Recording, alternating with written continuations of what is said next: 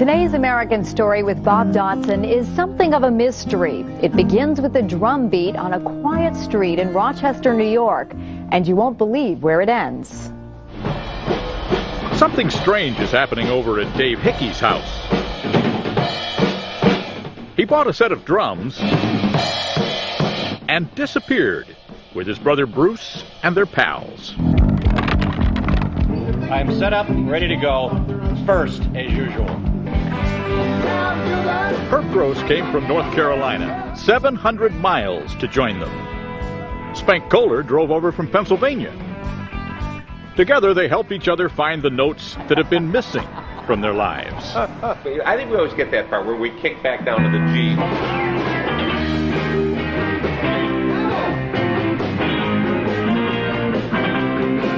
They practiced 18 hours, weekend after weekend, for 6 months.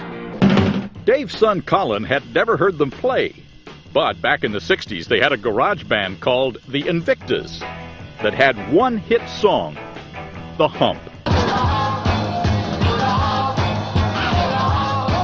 How old were you when your dad explained The Hump? 10 maybe. 10? I don't know. I really don't know. Was that your facts of life speech? Yeah. Your dad said, let me just play a little song? Yeah, that's the birds and the bees right there. Oh, yeah! It was also Dave's last walk on the wild side. I never, ever picked up a drumstick in 25 years. He was quietly running his printing business the other day when Herb rolled up in a hearse, just like the one the band used to drive. Ready to rock and roll?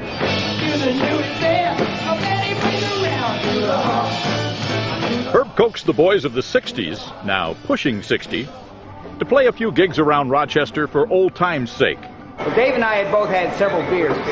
They found they still have fans. I wasn't a groupie as such. I was a admirer.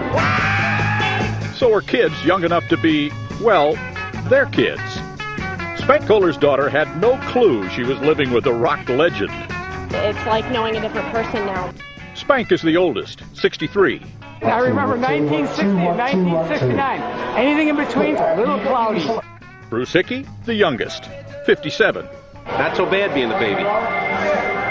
Means I got a chance of outliving the rest of them. Avoiding that hearse out there. Don't count on Herb slowing down. He's still dancing like a scalded duck. They dream of performing on stages like this, but the Vietnam War tore the band apart. Dave enlisted in the Air Force. Jim joined the Army.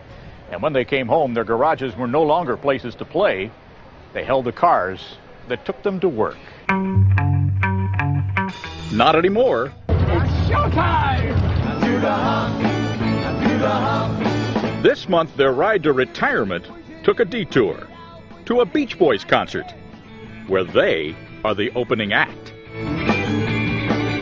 The Invictas may now be the oldest successful garage band in the country, but these guys don't look 60. Of course, they remember some mornings they did.